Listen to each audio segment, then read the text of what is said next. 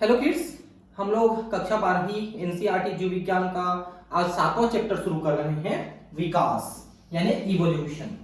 देखिए, आज से करीब 4.5 अरब साल पहले पृथ्वी का निर्माण हुआ, जो सूर्य से एक गैस के गोले के रूप में अलग हुआ था। फिर धीरे धीरे पृथ्वी ठंडी हुई और करीब 1 अरब साल के बाद यानी आज से करीब 3-3.5 अरब साल पहले पृथ्वी में जीवन की उत्पत्ति की शुरुआत हुई। ठीक है, और उसके अगले 1 अरब साल बाद पहली बार जीवन की उत्पत्ति हुई। मतलब आज से 2 या 2.5 अरब साल पहले जीवन की उत्पत्ति हुई। जीवन की उत्पत्ति समुद्र में पानी में हुई, क्योंकि उस समय का जो पानी था समुद्र का वो उबल रहा था। बहुत ज्यादा अल्ट्रावायलेट किरणें आ रही थी, पराबैंगनी किरणें सूर्य से, और पृथ्वी गर्म थी। उसके कारण से जो पानी टिक रही थी जमीन में समुद्र के तौर पे, वो भी उबल रही थी। उसको हॉट शुप कहा था बाद में। उसमें जीवन की उत्पत्ति हुई थी।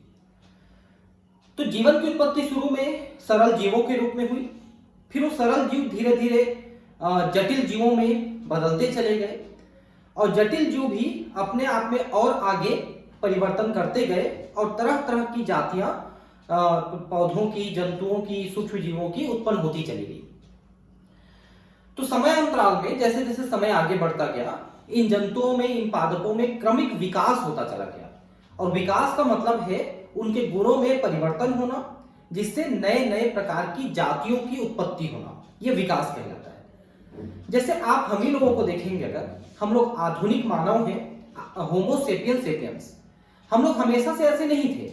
हमसे पहले जो पूर्वज थे, हमसे पहले क्रोमैग्नॉन थे, उनसे पहले निएंडरथल, उनसे पहले जावा, ऑस्ट्रेलोपिथेकस, रामापिथेकस, पैकिन्थेसिस, ये सब हमारे पूर्वज थे जो कपी के समान थे, गोरिल्ला, चिंपांजी इनके जैसे थे। उनसे पहले और देखेंगे तो छोटे छोटे जीवों से ये हम लोग विकास करके यहां तक पहुंचे हैं। तो ये एक प्रकार से जैविक विकास है। जैविक विकास के बारे में हम लैमार्क की थ्योरी, डार्विन की थ्योरी, इनमें हम उनके बारे में और विस्तृत अध्ययन करते हैं। तो यहां पर हम इस चैप्टर में कुछ इसी तरह के अध्ययन को करने वाले हैं। विकासीय जीव विज्ञान पृथ्वी पर जीव रूपों के इतिहास का अध्ययन है। ठीक है, कि जीव किस तरह से विकास करते चले गए और नए प्रकार के जीव बनते चले गए, उनका अध्ययन जो है, उनके इतिहास का अध्ययन, ये विकासीय जीव विज्ञान है, इवोल्यूशन है। वस्तुतः विकास में है क्या? विकास में हम क्या पढ़ते हैं? तो वनस्पति एवं प्राणी जगत में करोड़ों वर्ष पूर्व पृथ्वी पर हुए परिवर्तनों को समझने के लिए जीवन की उत्पत्ति के बारे में एक समझ बनानी अपेक्षित है। तो जब से पृथ्वी बनी है और उससे आज तक जो जो क्रमिक विकास हुए हैं, जो जो क्रमिक परिवर्तन हुए हैं, पादपों में, जंतुओं में बनते चले गए, बदलते चले गए, उनको समझने की यहां पर जरूरत है। अर्थात हमें पृथ्वी, तारों और यहां तक कि स्वयं ब्रह्मांड के विकास को जानना होता है। किस तरह से ब्रह्मांड बना और उसके अंदर जो तारे हैं, ग्रह हैं, उपग्रह हैं, वो कैसे बने। अटकलबाजियों से पूर्ण कल्पित कहानियों के क्रम देखने सुनने में आते हैं। तो कल्पित कहानी जो हमारे धर्म शास्त्रों में लिखा है, वैज्ञानिक उसको कल्पित कहानियां बोलते हैं, है ना। हालांकि देखिए, मैं साइंस का छात्र रहा हूं, साइंस का टीचर हूं, उसके बावजूद मैं थोड़ा धार्मिक चीजों को भी सही मानता हूं, क्योंकि उनका अध्ययन भी ऐसा नहीं था कि एकदम अवैज्ञानिक तरीके से था। उनके पास कुछ ऐसे दिव्य शक्तियां होती थी जिनके माध्यम से वो अध्ययन करते थे। ठीक है कि आज के अध्ययन, उनके अध्ययन में अंतर था। कुछ चीजें उनकी सही थी, कुछ चीजें हमारी सही है, लेकिन एकदम गलत वो भी नहीं कहते थे। यह कहानी जीवन की उत्पत्ति और पृथ्वी नामक ग्रह पर जीवन के रूपों का विकास या जैव विविधता की है, जो कि पृथ्वी के विकास एवं स्वयं ब्रह्मांड के विकास की पृष्ठभूमि के साथ सन्निहित है। तो सही हो या गलत हो, ये कहानी हमारे ग्रह के निर्माण, उनमें जीवन की उत्पत्ति और उनके विकास से संबंधित चीजों को ये कहानियां कहती हैं। तो सबसे पहले है जीवन की उत्पत्ति। तो देखिए, सर्वप्रथम जीवन की उत्पत्ति समुद्र में हुई, पानी में हुई। जैसा मैंने कहा कि उस समय पृथ्वी में ऊर्जा की अत्यधिक मात्रा थी, क्योंकि ओजोन का स्तर नहीं था, तो सूर्य की पूरी पराबैंगनी किरणें धरती पे आ रही थी, जो कि बहुत ज्यादा ऊर्जा वाली किरणें होती है। अगर आज उतनी ऊर्जा जाए तो आप सेकंड्स में भूंज जाएंगे, एकदम भस्म हो जाएंगे, इतनी ऊर्जा उसमें होती है। वो तो ओजोन रोक ले रहा है तो हम लोग सुरक्षित हैं। उस समय नहीं था ओजोन, पूरी ऊर्जा धरती पे आ रही थी और धरती भी अंदर से गर्म थी। तो जो समुद्र टिका हुआ था, पानी था जरूर, पूरा भाप नहीं बन रहा था, भाप पहले बने थे फिर बाद में पानी बन गए थे, लेकिन वो पानी उबल रहा था। तो उस उबलते पानी में रासायनिक क्रियाएं शुरू हुई। तो पहले अकार्बनिक पदार्थों में क्रियाएं हुई, जैसे कि अमोनिया थी, है ना, ऑक्सीजन, नाइट्रोजन, हाइड्रोजन, इनमें सब में क्रियाएं होती चली गई। तो सबसे पहले अमोनिया बना। उसके बाद ऑर्गेनिक पदार्थों में सबसे पहले मीथेन बना, ठीक है। उसके बाद फिर उसमें क्रमशः एल्डिहाइड, कीटोन, एल्कोहल, ये सब बनते चले गए। फिर इनके अणु मिलकर के कोएजरवेट बनाए, कोएजरवेट। फिर कोएजरवेट आगे चल के विकसित हुआ तो डीएनए, आरएनए, प्रोटीन जैसी चीजों में बना, ठीक है। और डीएनए, आरएनए और प्रोटीन मिलकर के न्यूक्लियोप्रोटीन बनाए। और न्यूक्लियोप्रोटीन जो कि आजकल हम वायरस कह सकते हैं, उनमें पहली बार ऐसा हुआ कि स्व-द्विगुणन की क्षमता आई। जो अपना द्विगुणन कर सकते थे, ऐसी क्षमता उनमें विकसित हुई। फिर उन्हीं वायरस जैसी चीजों से आगे चल के प्रोकैरियोट, यूकैरियोट जीवों की आगे विकास होती चली गई। तो इस प्रक्रम को जो हमने अभी थोड़े समय में बताया, इस प्रक्रम को होने में 100 करोड़ से भी ज्यादा साल लग गए, मतलब 1 अरब से भी ज्यादा साल लग गए कि वहां पर जीवन की उत्पत्ति हो पाई पहली बार। और इस चीज को प्रूफ करने के लिए मिलर और यूरे नाम के वैज्ञानिक ने मिलकर के एक इंस्ट्रूमेंट बनाया और उस इंस्ट्रूमेंट में एक प्रयोग करके दिखाया। उससे साबित होता है कि उस समय का वातावरण जैसा था, उसमें जीवन की उत्पत्ति कैसे हुई, कैसे ऑर्गेनिक पदार्थों की उत्पत्ति हुई, उस चीज को भी उन्होंने बताया। तो इन चीजों को हम अब यहाँ पर टॉपिक में पढ़ने वाले हैं।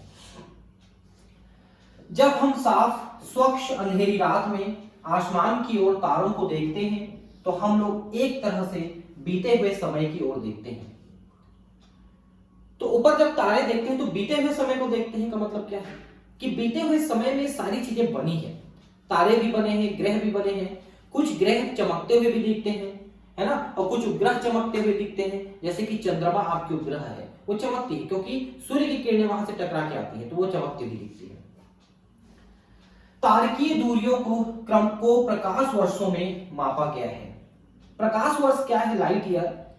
प्रकाश 1 सेकंड में इतने मीटर चलता है, देखिए इतने मीटर चलता है, मतलब करीब करीब 3 लाख किलोमीटर 1 सेकंड में चलती है प्रकाश। अब यही प्रकाश 1 साल में कितनी दूरी चलेगी? अब सोचिए कि जो 1 सेकंड में 3 लाख किलोमीटर चलती है प्रकाश, वो 1 साल में कितनी चल पाएगी? तो उतनी दूरी को हम एक प्रकाश वर्ष मानते हैं। और ये जो तारे हमको दिखाई दे रहे हैं, ये तारे हमसे कई कई प्रकाश वर्ष दूर हैं। और आपको एक चीज और बता दें, आप जानते भी होंगे कि ये जो तारे हैं, ये एक प्रकार से सूर्य हैं, और सूर्य भी एक प्रकार का तारा है, बल्कि छोटा तारा है। और इससे कई गुना बड़े साइज के तारे हमारे आकाश मंडल में हैं, हमारे ब्रह्मांड में हैं, और वो छोटे छोटे टिमटिमाते हुए तारे दिख रहे हैं। तो एक्चुअली सूर्य जो है हमसे 15 करोड़ किलोमीटर दूर है, और वो बहुत पास होने का अर्थ 15 करोड़ किलोमीटर पास है एक प्रकार से। तो इतनी बड़ी सूर्य हमको दिखाई देती है और धरती पूरी उज्जवल रहती है। लेकिन ये जो तारे हैं, जो सूर्य से काफी बड़े साइज के भी हैं, सूर्य के बराबर साइज के भी हैं, सूर्य से कुछ छोटे भी हो सकते हैं, वो तारे हमसे अत्यधिक दूरी पे हैं, मतलब कई कई प्रकाश वर्ष दूर हैं, और इसलिए वो यहां से बहुत छोटे दिखाई देते हैं। लेकिन है वो सूर्य के जैसे या सूर्य से बड़े, और कई कई गुना बड़े तक है।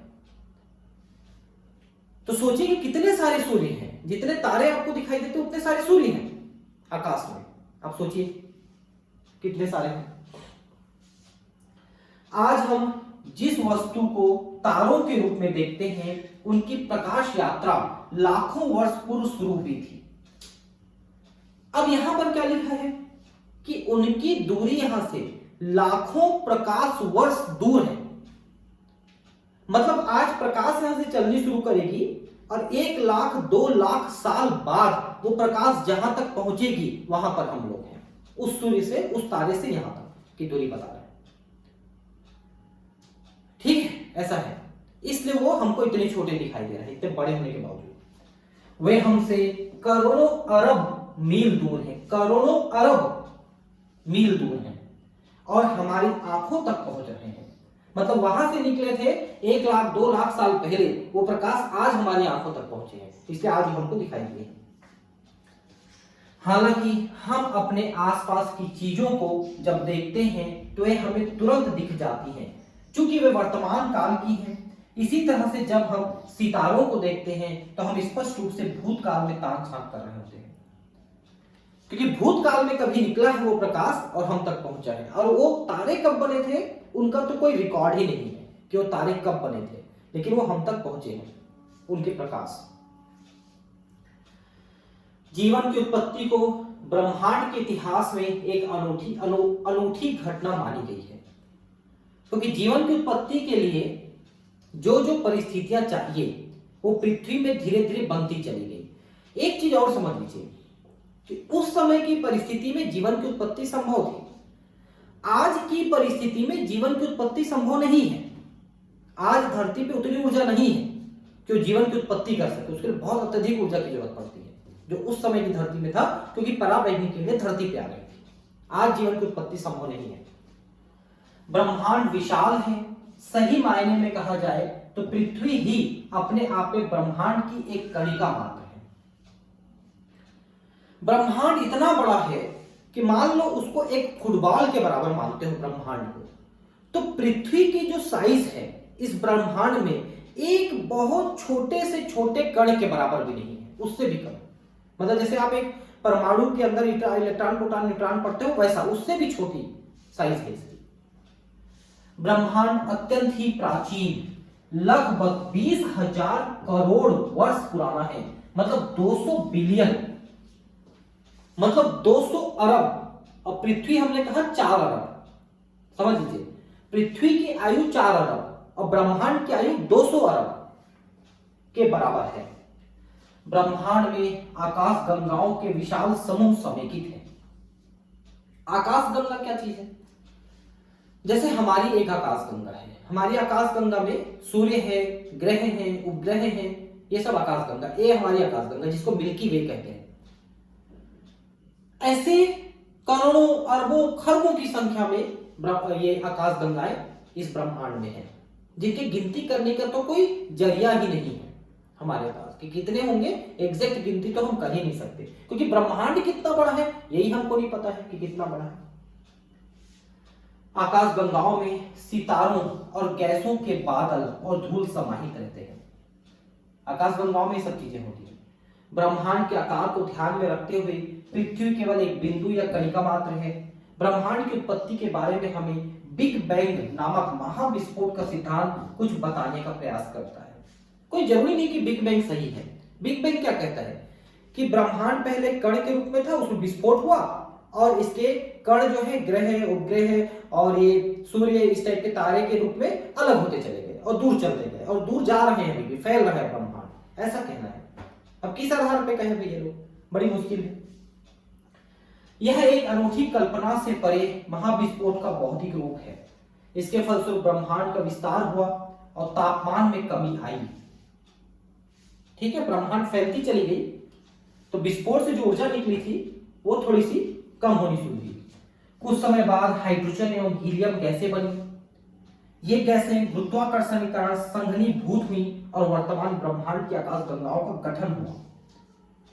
तो मुख्य चीज जो है हीलियम और हाइड्रोजन गैस है। आपको पता है ना कि जो सूर्य है उसमें भी हाइड्रोजन गैस जो है आपस में समेकित होकर हीलियम गैस बना रहे हैं और उसी से जिसको हम न्यूक्लियर या न्यूक्लियर संलयन कहते हैं, अपन नाभिकीय संलयन कहते हैं, उसी के द्वारा इतनी ऊर्जा निकल रही है और उन्हीं हाइड्रोजन हीलियम की पूरी ब्रह्मांड बनी हुई है, ऐसा कहना है इनका। मिल्की वे हमारी जो आकाश गंगा है जिसमें हमारी सूर्य है और ये पृथ्वी, बुध, शुक्र, पृथ्वी, मंगल, बृहस्पति, शनि, यूरेनस, नेपच्यून ये सब है। मिल्की वे नामक आकाश गंगा के सौर मंडल में पृथ्वी की रचना 4.5 बिलियन वर्ष यानी 450 करोड़ वर्ष पूर्व माना जाता है। मैंने कहा था ना कि 4 अरब 4.5 अरब के साल पुरानी है पृथ्वी।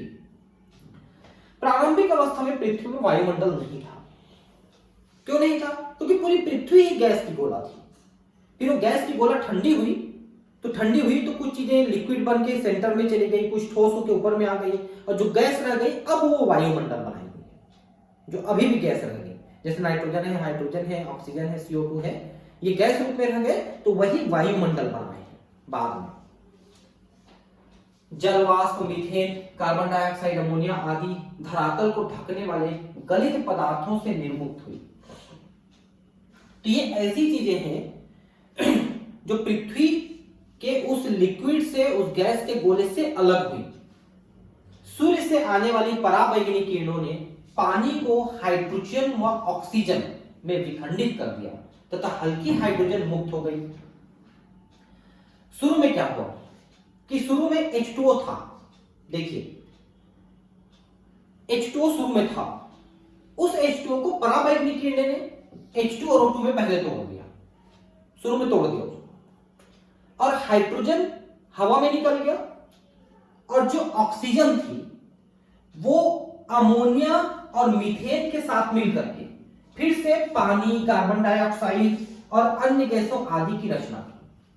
अब फिर से वो पानी बना रही है बाद में ठंडी होकर के।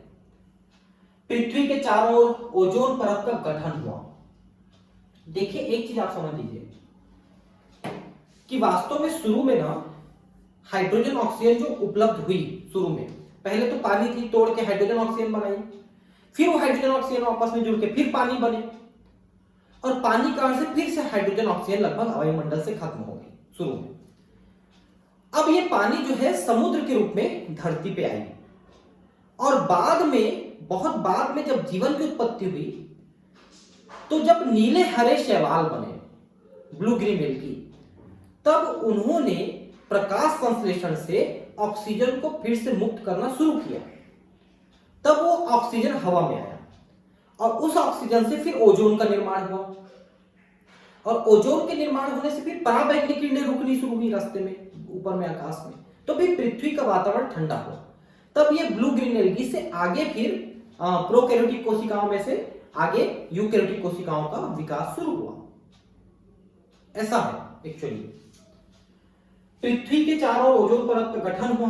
जब यह ठंडा हुआ तो जल वाष्प बरसात के रूप में बरसी और गहरे स्थान भर गए, जिसे महासागरों की रचना हुई। तो बारिश होते चली गई। शुरू में पृथ्वी गर्म थी, बहुत ज्यादा बारिश होती थी, भाप बन के फिर उड़ जाती थी, फिर ठंडी होकर बारिश होती थी, फिर उड़ जाती थी। कई करोड़ साल तक तो यही सिलसिला चला। फिर वो ठंडी होकर के जमीन में रुकनी शुरू हुई पानी, लेकिन उबल रही थी वो पानी। पृथ्वी की उत्पत्ति के लगभग 50 करोड़ वर्ष के बाद, अर्थात आज से 400 करोड़ वर्ष पहले जीवन की उत्पत्ति की शुरुआत हुई। जीवन प्रकट नहीं हुआ उस समय, जीवन की उत्पत्ति की प्रक्रिया शुरू हुई, ठीक है। और उसके करीब 1 अरब साल बाद जीवन की उत्पत्ति हुई। असल बात ये थी, क्या जीवन अंतरिक्ष से आया था? आज भी कुछ वैज्ञानिक इस बात को मानते हैं कि जो आकाश है, जो ब्रह्मांड है, उसमें जीवाणु वगैरह के स्पोर्स घूमते रहते हैं, और वो पृथ्वी के वायुमंडल से होते हुए पृथ्वी में आते रहते हैं। जैसे लोग बोलते हैं ना कि सूर्य ग्रहण, चंद्र ग्रहण के समय खाना नहीं खाना चाहिए, बना हुआ खाना यूज नहीं करना चाहिए, तो उसी सिद्धांत पर आधारित है कि जब सूर्य ग्रहण पृथ्वी में, सूर्य ग्रहण, चंद्र ग्रहण होते हैं तो उस समय वो बैक्टीरिया, वायरस के जो कण हैं वो ज्यादा आ जाते हैं पृथ्वी पे, और वो आपके पानी को, खाने को दूषित करते हैं। जो पहले से भर के रखे हैं, अपन बना के रखे हैं, उसको दूषित कर देते हैं, इसलिए उनको नहीं खाना चाहिए, ऐसा बोलते हैं, ऐसी मान्यता है। और ऐसा वैज्ञानिक कारण भी देखा गया है वैज्ञानिक टेस्टिंग में, कि अगर पहले का बना हुआ खाना हम खाते हैं, उस खाने में बैक्टीरिया की मात्रा ज्यादा पाई गई है जब वो सूर्य ग्रहण या चंद्र ग्रहण हुई थी उस समय। तो क्या जीवन अंतरिक्ष से आया था? कुछ वैज्ञानिकों का विश्वास है कि अंतरिक्ष से ही आया है, ठीक है। और अंतरिक्ष से क्या आया है? तो स्पोर। पूर्व ग्रीक विचारकों का मानना है कि जीवन की स्पोर नामक इस इकाई विभिन्न या अनेक ग्रहों में स्थानांतरित हुई। तो स्पोर पृथ्वी पे आई है, ऐसा माना। पृथ्वी जिनमें से एक थी, सभी ग्रहों में पृथ्वी भी एक थी, स्पोर सभी जगह पर। लेकिन जहां पर जीवन की उत्पत्ति की संभावना थी पृथ्वी, वहां पर जीवन की उत्पत्ति हो गई। लेकिन बाकी जगह जहां जहां ये गए हर जगह उत्पत्ति नहीं हो पाई। हो सकता है हमारी जानकारी में ना हो और बहुत सारे ग्रह ऐसे हों जहां पर जीवन की उत्पत्ति हुई हो, जिसको हम एलियन के नाम से जानते हो, पृथ्वी में आते हैं करके, है ना। आकाश तस्तरी बोलते हैं, फ्लाइंग डिस्क, उसमें बैठ के आते हैं ऐसा मानते हैं अपन, लेकिन अभी तक उसका कोई पक्का सबूत नहीं मिला है। कुछ खगोल वैज्ञानिक पेंसपर्मिया सर्वबीजाणु को अभी भी अपना मन पसंदीदा सिद्धांत मानते हैं। तो पेंसपर्मिया क्या चीज है? ये जीवाणुओं का स्पोर है जो धरती पे आते हैं आकाश से और उन्हीं से जीवन की उत्पत्ति हुई, ऐसा वैज्ञानिक आज भी मानते हैं। और मैं आपको अपना मत बताऊं, क्योंकि मैं भी विज्ञान का छात्र रहा हूं और मैंने भी पीएचडी किया है, मैंने भी रिसर्च किया है कुछ कुछ चीजों में, फाइलेरिया पे किया है मैंने, मॉस्किटो पे। लेकिन अगर मेरी आप वो मान्यता मानोगे ना, तो मैं भी कुछ हद तक इस सिद्धांत को मानने वाला व्यक्ति हूं कि आसमान से कुछ न कुछ ऐसा आया होगा जिससे जीवन की उत्पत्ति संभव हो पाई होगी। हर चीज केमिकल रिएक्शन से हुआ होगा ऐसा मैं नहीं मानता। काफी समय तक यह भी माना जाता रहा कि जीवन क्षयमान और सड़ती हुई सामग्री जैसे कि भूसे, कीचड़ आदि से प्रकट हुआ। यह स्वतः जनन, स्पॉन्टेनियस जनरेशन नामक सिद्धांत था। आपको बता दें, स्वतः जनन सिद्धांत को प्रतिपादित करने वाले में से अरस्तु भी एक वैज्ञानिक थे, अरस्तु। और साथ में उस समय के जितने वैज्ञानिक थे इस बात को मानते थे।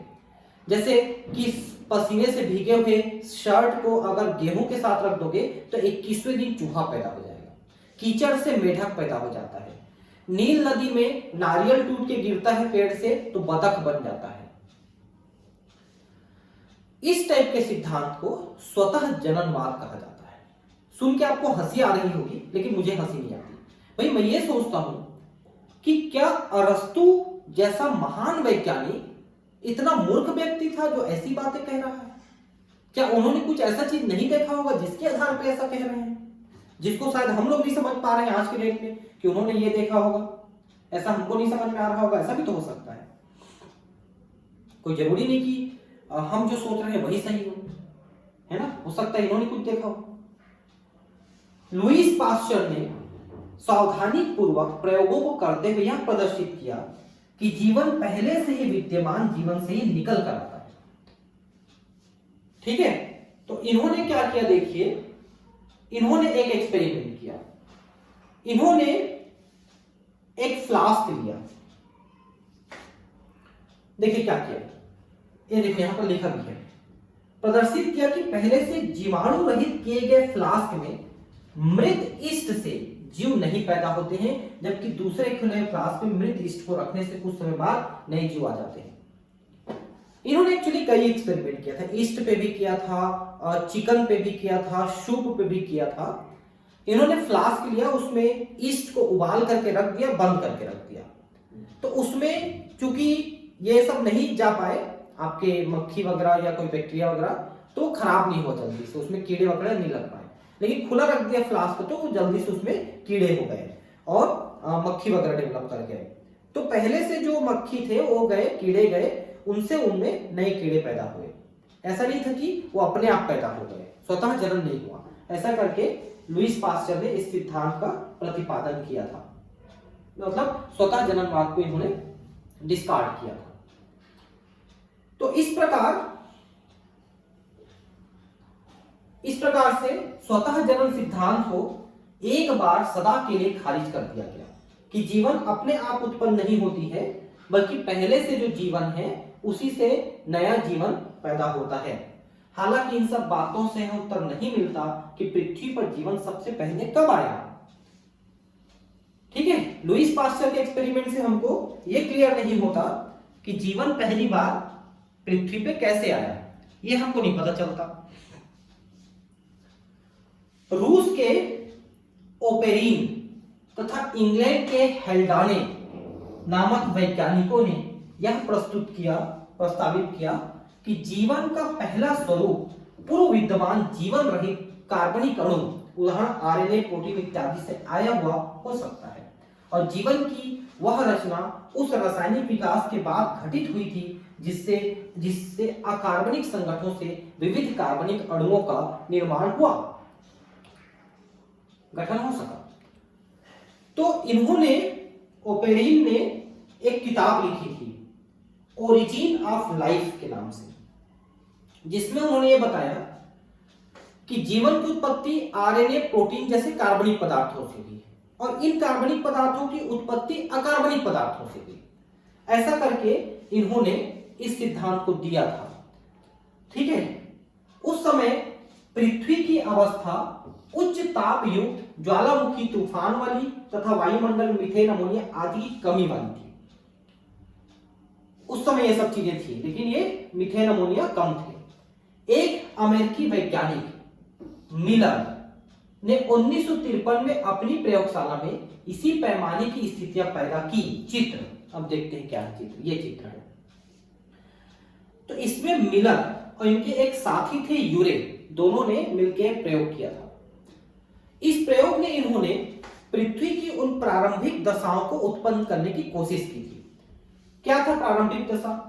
एक तो यहां पर पानी लेके इसको उबाला इन्होंने, उबलता हुआ पानी था समुद्र में, मैंने आपको बताया। साथ में बहुत ज्यादा ऊर्जा थी वहां पर। ऊर्जा की व्यवस्था उन्होंने इस फ्लास्क में की। इसमें क्या किया, 2 इलेक्ट्रोड लगा करके इसमें स्पार्किंग किया। कैसे इलेक्ट्रोड?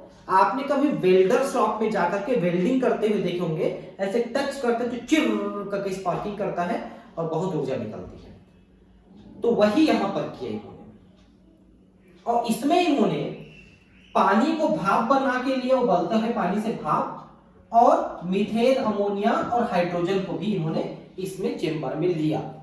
और ये देखिए पानी का भाप लिया इन्होंने यहां से, और ये भाप इधर जाता था, यहां से ठंडा होकर वापस यहां पर ही आता था, ऐसा घूम रहा था। इस एक्सपेरिमेंट को इन्होंने, और यहां पर ठंडा करने के लिए यहां पर कंडेंसर भी लगा था। ठीक है, कि ठंडा पानी जाता था, गर्म पानी निकलता था, तो ये ठंडा हो जाता था, ये जो वेपर आ रहा था ये ठंडा होकर पानी बन के आता था, फिर गर्म होकर फिर वापस जाता था भाप बन के। तो इस एक्सपेरिमेंट को चालू करके इन्होंने करीब 1 हफ्ते तक चलाया, और बाद में ये देखा कि यहाँ पर कुछ लाल लाल कण बन गए हैं पानी में। इनको चेक किया तो विभिन्न प्रकार के अमीनो अम्ल थे, अमीनो अम्ल यहाँ पर बन गए थे। तो कैसे बने? तो अत्यधिक ऊर्जा की उपस्थिति में जो अकार्बनिक कार्बनिक पदार्थ थे वो उन्होंने मिलकर के अमीनो अम्ल बनाया। इसके साथ ही कुछ एल्डिहाइड, कीटोन जैसी चीजें भी यहाँ पर मिली थी इनको। इससे सिद्ध होता है कि शुरू के ऐसी परिस्थितियों में पृथ्वी में इन चीजों का निर्माण रासायनिक क्रियाओं के द्वारा हुआ, ऐसा ये प्रूफ करता है। इन्होंने बंद फ्लास्क में निहित मीथेन, हाइड्रोजन, अमोनिया तथा 800 डिग्री सेल्सियस पर ताप के साथ एक विद्युत डिस्चार्ज कर देखा कि अमीनो एसिड बनते हैं। मैंने कहा ना कि अमीनो अम्ल बनते हैं। अन्य लोगों ने भी ठीक इसी प्रकार के प्रयोग द्वारा शर्करा, नाइट्रोजन क्षारक, वर्णक, वसा आदि प्राप्त किए। तो इस तरह के प्रयोग से सारी चीजें प्राप्त होती चली गई। उल्काओं की अंतर वस्तुओं के विश्लेषण से प्रकट हुआ कि ठीक ऐसी ही प्रक्रिया अंतरिक्ष किसी अन्य स्थान पर ऐसी घटना घटित होती रही होगी। उल्का क्या चीज होता है पता है? अंतरिक्ष से आने वाले पत्थर के टुकड़े को उल्का कहा जाता है। यह उल्का जब पृथ्वी पे आती है तो पृथ्वी के वातावरण में घुसते ही, प्रवेश करते ही उनमें आग लग जाती है, क्योंकि हवा के साथ उनका बहुत ज्यादा घर्षण हो जाता है, तो आग लग जाती है। और कई बार तो छोटे मोटे रहते हैं तो हवा में ही वो जल के भस्म हो जाते हैं, तो पत्थर के टुकड़े। और अगर बड़े टुकड़े हैं तो धरती पे गिरते हैं फिर, और धरती पे गिरते हैं तो इतनी तेजी से गिरते हैं कि वहां पर बड़े बड़े गड्ढे हो जाते हैं। तो ये उल्का पिंड जो गिरे हुए हैं पहले के पृथ्वी में, उनके अध्ययन से पता चला कि ये चीजें उल्का पिंडों के अंदर भी पाए गए हैं। मतलब अंतरिक्ष में भी, दूसरे ग्रहों में या उल्का पिंडों में ये प्रक्रियाएं चली हैं। अब वहां जीवन की उत्पत्ति हो पाएगी नहीं, वो तो हमको बाद में किसी ग्रह में जीवन मिलेगा, वहां एलियन मिलेंगे तो समझ में आएगा कि कहां कहां ये जीवन की उत्पत्ति हुई है।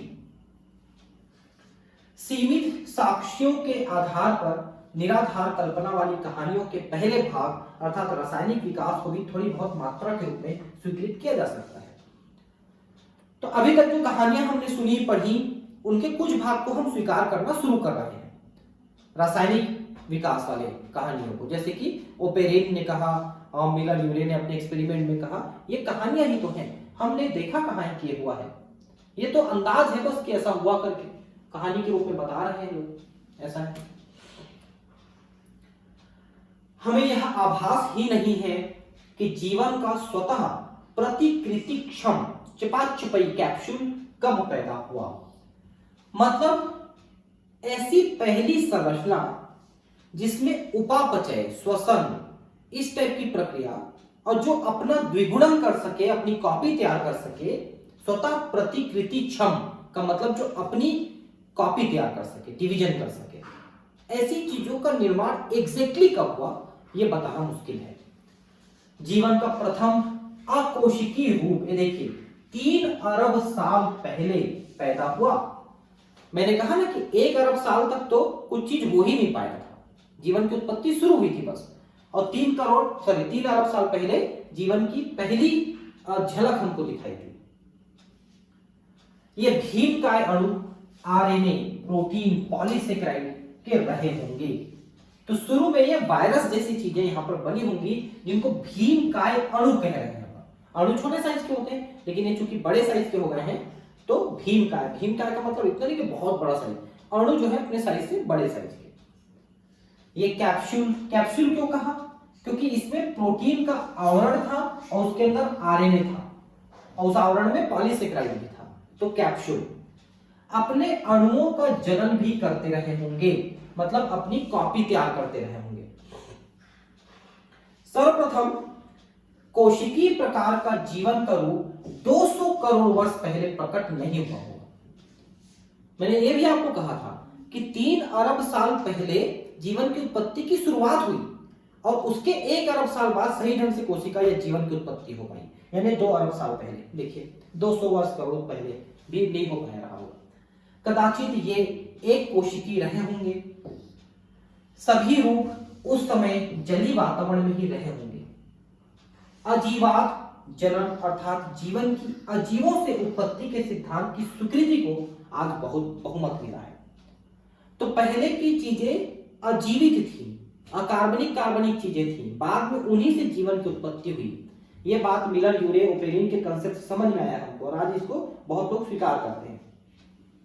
फिर भी एक बार बन चुकने पर किस प्रकार कोशिकीय जीवन के प्रथम प्रतिनिधियों ने आज की जटिल जैव विविधता प्राप्त की, इस पर आगे चर्चा की गई है। तो शुरू में तो सरल जीवों का निर्माण हुआ, बाद में इन सरल जीवों से जटिल जीवों का विकास होता चला गया। इसी को हमको आगे जैव विकास की इस थ्योरी में आगे हमको पढ़ना है कि जैव विकास किस तरह से होता चला गया। जीवन स्वरूप का विकास एक सिद्धांत, ठीक है। तो जीवन का विकास कैसे हुआ? लेमार्क अपनी थ्योरी कहते हैं, डार्विन अपनी थ्योरी कहते हैं, उत्परिवर्तनवाद अपनी थ्योरी कहते हैं। फिर इन सब को मिला के एक नव डार्विनवाद कहा गया, जिसमें लगभग सभी अच्छी थ्योरीज को शामिल की गई, उनकी अच्छी बातों को शामिल की गई, और जो आज के डेट में हमारी सारी जिज्ञासाओं को शांत करने में लगभग सही ढंग से वो कामयाब हो पाती है। ठीक है, तो इन सभी सिद्धांतों को हम धीरे धीरे यहां पर समझने की कोशिश करेंगे आगे चल के। परंपरागत धार्मिक साहित्य हमें एक विशेष सृष्टि का सिद्धांत बताता है। अलग अलग धर्मों की जो किताबें हैं, हिंदू धर्म की किताबें हैं, मुस्लिम धर्म की किताबें हैं, ईसाइयों की किताबें हैं, ये लोग जीवन की उत्पत्ति के बारे में अलग अलग तरीके से व्याख्या करते हैं। इस सिद्धांत की 3 अभिधान हैं, 3 प्रकार के सिद्धांत हैं। पहला सिद्धांत, संसार में आज जितने भी जीव एवं प्रजातियां विद्यमान हैं वे सब ऐसे ही सृजित हुई होंगी, मतलब शुरू से ऐसे ही है सब कुछ, भगवान ने बना दिया, धरती चल रही है ऐसी की ऐसी है, ज्यादा कुछ चेंज नहीं हुआ। दूसरे सिद्धांत के अनुसार उत्पत्ति के समय से ही यह जैव विविधता थी और भविष्य में भी ऐसे ही रहेगी। दूसरा सिद्धांत भी लगभग ऐसी बात कहता है कि शुरू से इस तरह के प्राणी, जंतु और पादप बनाए गए हैं और वो आगे भी बने रहेंगे। तीसरे के अनुसार पृथ्वी केवल 4000 वर्ष प्राचीन है और सभी विचारों में प्रचंड परिवर्तन 19वीं सदी में आए होंगे। तो ये सभी विचार ऐसे हैं जिनमें परिवर्तन आते चले गए, 19वीं शताब्दी में एक्सपेरिमेंट होते चले गए, तो इन सिद्धांतों में बदलाव आता चला गया। यह अवधारणा HMS बीगल नामक विश्व समुद्री जहाज यात्रा के दौरान अवलोकनों पर आधारित है। ये किसकी बात कर रहे हैं पता है? Darwin, Charles Darwin. 19 साल की उम्र थी उनकी मात्र, और वो एक प्राकृतिक वैज्ञानिक के रूप में निकल पड़े पूरी दुनिया की घूमने के लिए। और जिस जहाज में निकले थे, पानी जहाज, उनका नाम था HMS बीगल।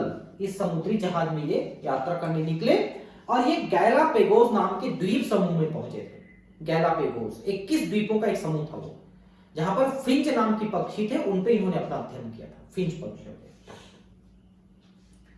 चार्ल्स डार्विन ने निष्कर्ष निकाला कि विद्यमान सजीव कमोबेश आपस में तो समानता रखते ही हैं, बल्कि उन जीव रूपों से भी समानता रखते हैं जो करोड़ों वर्ष पूर्व के समय विद्यमान थे।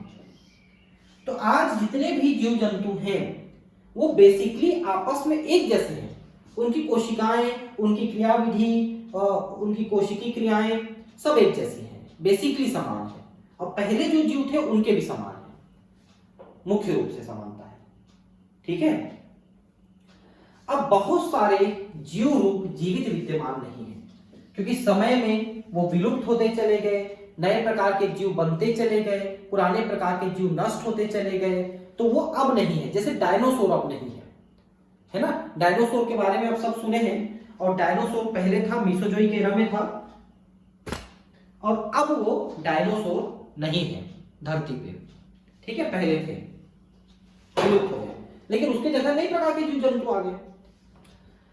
यहां पर धरती में जीवों के विभिन्न स्वरूप गुजरते वर्षों के साथ नष्ट होते गए, और धरती के इतिहास में विभिन्न अवधियों पर नए जीव रूप पैदा होते गए। वही मैंने कहा, पुराने नष्ट हो गए, नए पैदा हो गए। यहां पर जीव रूपों का धीमा विकास होता रहा। विकास जनरली धीमी प्रक्रिया मानी जाती है। केवल उत्परिवर्तन एक ऐसा सिद्धांत है जो ह्यूगो डिब्रीज ने दिया था, जो यह कहता है कि नए प्रकार के जीव की उत्पत्ति अचानक हो जाती है। मतलब किसी मां बाप से एक नए प्रकार का जीव पैदा हो जाएगा उत्परिवर्तन के द्वारा, ऐसा कहता है उत्परिवर्तन सिद्धांत। लेकिन डार्विनवाद, लैमार्कवाद सब धीमे विकास का के पक्षधर रहे हैं, कि ये विकास जो है धीमे धीमे होता है, धीमे धीमे बदलाव आता है, और करोड़ों, हजारों, लाखों, करोड़ों साल बाद वो एक नए जीव के रूप में बदलता है। प्रत्येक जीव संख्या में विभिन्नता निहित होती रही। जितने भी प्रकार के जीव आते गए उनमें बदलाव आता गया, विभिन्नता आती गई, और नए प्रकार के जीव बनते चले गए। जिन विशिष्टताओं ने इन्हें जीवित रह सकने में, जलवायु, भोजन, भौतिक कारक आदि ने सहायता दी, वे इन्हें अन्यों की अपेक्षा अधिक जननक्षम भी बना सकी। क्या कहता है पता है? कि जब कोई जीव पैदा होता है ना, तो उसकी जिंदगी में बहुत संघर्ष होता है। उस संघर्ष को जीतने के लिए वो अपने शरीर में कुछ बदलाव लाता है, और वो बदलाव यदि उनको सहायता करने वाले बदलाव आते हैं तभी वो जीवित रह पाता है। और जब वो जीवित रह पाता है तो फिर प्रजनन भी कर पाएगा, और प्रजनन कर पाएगा तो अधिक मात्रा में प्रजनन करने की कोशिश करता है। तो ये सारी चीजें एक दूसरे से जुड़ी हुई हैं। दूसरे शब्दों में जीव या जीव संख्या में उपयुक्तता थी। देखिए, जीव संख्या में उपयुक्तता का मतलब क्या है? किसी जीव की संख्या ना तो बहुत घटती ना बहुत बढ़ती है, मानव को छोड़ करके, जो सिर्फ बढ़ते जा रहे हैं। क्यों? क्योंकि किसी भी जीव के लिए किसी निश्चित स्थान में रहने के लिए एक निश्चित संख्या के लिए वहां भोजन और स्थान उपलब्ध है। मान लो कुत्ते की 100 कुत्ते वहां पर रह सकते हैं, तो एक से एक कुत्ता जिंदा नहीं रहेगा, 100 कुत्ता ही रहेंगे, 101 में एक मर जाएगा, ऐसा है। यह उपयुक्तता डार्विन के अनुसार जनन संबंधी उपयुक्तता ही रह जाती है। जनन तो बहुत तेजी से कर सकते हैं, लेकिन संघर्ष के कारण से ज्यादातर जीव जिंदा नहीं रह पाते। जो वातावरण में अधिक उपयुक्त थे उनकी अधिक संतानें हुई, जो ज्यादा सक्षम थे, जो ज्यादा अनुकूलित थे, वो ज्यादा संतानें पैदा कर पाई, और उनकी संतानें भी ज्यादा जीवित रह पाई। अंत में उनका वर्ण होता चला गया। वर्ण मतलब होता है चुनना, सेलेक्ट करना। प्रकृति उन्हीं को सेलेक्ट करती है जो ज्यादा सक्षम होता है, ज्यादा स्ट्रांग होता है। प्रकृति उनको चुनती है जिंदा रहने के लिए और प्रजनन करने के लिए। डार्विन ने इसे प्राकृतिक वर्ण या चुनाव का नाम दिया। प्राकृतिक वर्णवाद, नेचुरल सिलेक्शन, डार्विन की थ्योरी थी। डार्विन कहता है कि बच्चे तो बहुत हो जाएंगे, लेकिन उन बच्चों में सिर्फ वही बच्चा जीवित रहेगा जिसको प्रकृति चुनेगी जिंदा रखने के लिए। और कैसे चुनेगी? तो जो बच्चा अधिक स्ट्रांग रहेगा, जिसमें कुछ अच्छी विशेषताएं रहेंगी जिंदा रहने के लिए, उसको प्रकृति चुनेगी और वही जिंदा रहेगा, बाकी सब मर जाएंगे। और इसे विकास के प्रतिमान के रूप में लागू किया गया। ये जो सिद्धांत है प्राकृतिक वर्ण, आज तक जो डार्विन की थ्योरी है वही सबसे ज्यादा मान्य थ्योरी है। आइए एक प्रकृति विज्ञानी एल्फ्रेड रसेल वैलेस को भी स्मरण करें। अल्फ्रेड रसेल वैलेस, ये जिन्होंने मलय आर्कपेलागो पर काम किया। ये जगह का नाम है। इन्होंने भी ठीक इसी समय पर लगभग इसके आसपास यही निष्कर्ष निकाला और इन्होंने सर्वाइवल ऑफ द फिटेस्ट शब्द का प्रयोग किया, मतलब योग्यता की उत्तरजीविता, ऐसा कहा इन्होंने। मतलब जो योग्य रहेगा जिंदा रहने के लिए वही जिंदा रहेगा, सर्वाइवल ऑफ द फिटेस्ट। समय गुजरने के साथ स्पष्ट रूप से नए प्रकार के जीव पहचान में आते गए, नए प्रकार के जीव बनते चले गए। विद्यमान सभी जीव रूप समानताओं में भागीदारी रखते हैं तथा एक साझे पूर्वज के हिस्सेदार होते हैं। आज जितने भी प्रकार के जीव आपको धरती में दिखते हैं, उन सभी के पूर्वजों को देखोगे तो वो एक जैसे रहेंगे, एक पूर्वज से पैदा हुए ऐसे दिखेंगे। हालांकि ये पूर्वज पृथ्वी के इतिहास के विभिन्न समयों, युगों, अवधियों, कालों में विद्यमान थे। अलग अलग समय में उनके पूर्वज हुए। पृथ्वी का भूवैज्ञानिक इतिहास पृथ्वी के जीव वैज्ञानिक इतिहास के साथ निकटता से जुड़ा हुआ है। भूवैज्ञानिक इतिहास का मतलब क्या है? मतलब पृथ्वी कैसे बनी, कब बनी। और जीव वैज्ञानिक इतिहास का मतलब पृथ्वी में जीव कैसे बने, ये एक दूसरे के साथ जुड़े हुए हैं। औचित्यपूर्ण सारांश यह है कि पृथ्वी बहुत पुरानी है, जो कि पुराने विचारों के अनुसार हजारों वर्ष नहीं बल्कि करोड़ों अरबों वर्ष पुरानी है पृथ्वी। तो 4.5 अरब साल पुरानी पृथ्वी है। ठीक है, बाकी चीजें अगली क्लास में पढ़ेंगे। Thank you.